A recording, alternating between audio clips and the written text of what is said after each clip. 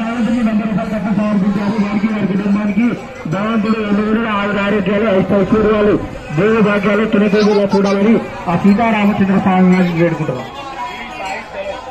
T Sai Charan గారు భగవంతునికి 100 రూపాయలు కట్టం సమర్పించారు. వారికి వారి కుటుంబానికి భగవంతుడు ఎల్లవేళలా ఆరోగ్యాలు ఐశ్వర్యాలు దేవ భాగ్యాలు తులతేజీలో ఉంటున్నాం. గండి రోహన్ గారు భగవంతునికి 101 రూపాయలు కట్నం సమర్పించారు. వారికి వారి కుటుంబానికి భగవంతుడు ఎల్లవేళలా ఆరోగ్యాలు ఐశ్వర్యాలు దేవ భాగ్యాలు తులతేజీలో చూడాలని కోరుతున్నాం.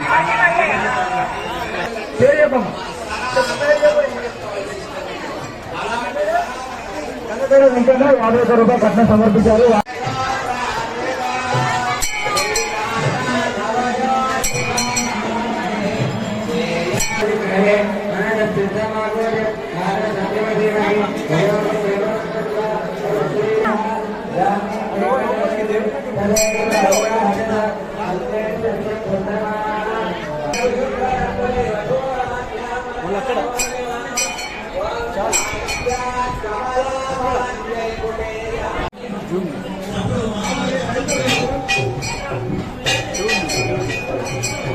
క్రైస్తవునికి పేరు పేరున వారందరూ కూడా ఆశీర్వచనం తెలియజేయడం సభాముఖంగా రామచంద్రమూర్తి చక్రవర్తి సకల సామ్రాట్ సమస్త దేశాలను ఏలే చక్రవర్తి మన ఈ యొక్క రామచంద్రపుడు భద్రం భద్రం రామభద్రుడు చూడండి ఎంత పవిత్రమైన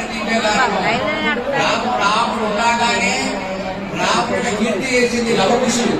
రాముడి ముందంటే రామాయణాన్ని ఆ శక్తి మొత్తం ప్రపంచం మొత్తంగా నడిపిస్తున్నటువంటి అంతటి పరమ పవిత్రమైనటువంటి ఆ యొక్క రామాయణాన్ని విన్న రామాయణాన్ని చూసిన రామకథ విన్న హనుమాన్ భక్తులను రామభక్తులను పూజించిన వారి పూలనాడకుండా దూషించకుండా వారికి మనం నమస్కారం చేసి రామభక్తులు హనుమాన్ భక్తులకు దూరంగా తిరిగిపోవాలి తప్పితే వారికైతే కోపిస్తారో హనుమంతుడి కోపం వస్తుంది. రామచంద్రమూర్తి ఆంజనేయ స్వామి ఎప్పుడు నరసింహ స్వామి యొక్క బలం చాలా ఉద్ధృతమైనటువంటి ఆయన చూసినట్టయితే దుర్మార్గులకు దుష్టులకు భయంకరాకారంగా కనబడతాడు. సన్మార్గులకు భక్తులకు ఆయన ప్రశాంతతను కనిపిస్తాడు. కన్యాదాతలేనా స్వామి వీళ్ళందరూ కన్యాదాతలేనా నమస్కారం చేసేయాలి. ఇదంతా మన దగ్గర ఉన్నది. నాశావాళ్ళు చెప్తే మనం నమ్ముతున్నాం. మన దగ్గర చెప్తే ఎవరం లేదు. శాస్త్రం మనకు హనుమాన్ చాలీసులో ఉన్నది. దాన్ని చూస్తే అదే విధంగా దూరం ఉండదు. అది నాశావాళ్ళు చెప్తారంటే మనది మనకు కాకుండా ఎవరో మనం గుర్తించబడుతున్నాం. పౌరాణిక ఉన్నది రామచంద్రమూర్తి ఆజ్ఞ అంతర పరమేశ్వరుడు నారాయణమూర్తి భూలోకాన్ని వచ్చి ఏ విధంగా ఉండాలి ఆయన చాలా భూమిని కాపాడాడు, శివుని కాపాడాడు, సామ్రాజ్యాలు కృష్ణ సంహారం చేశాడు. అలాంటి పరమ శ్రీమన్నారాయణమూర్తి దివ్యమైన అవతారం అది దాదాపు కొన్ని లక్షల సంవత్సరాలు కలిగింది. ఈ కలియుగమే 4,30,000 సంవత్సరాలు.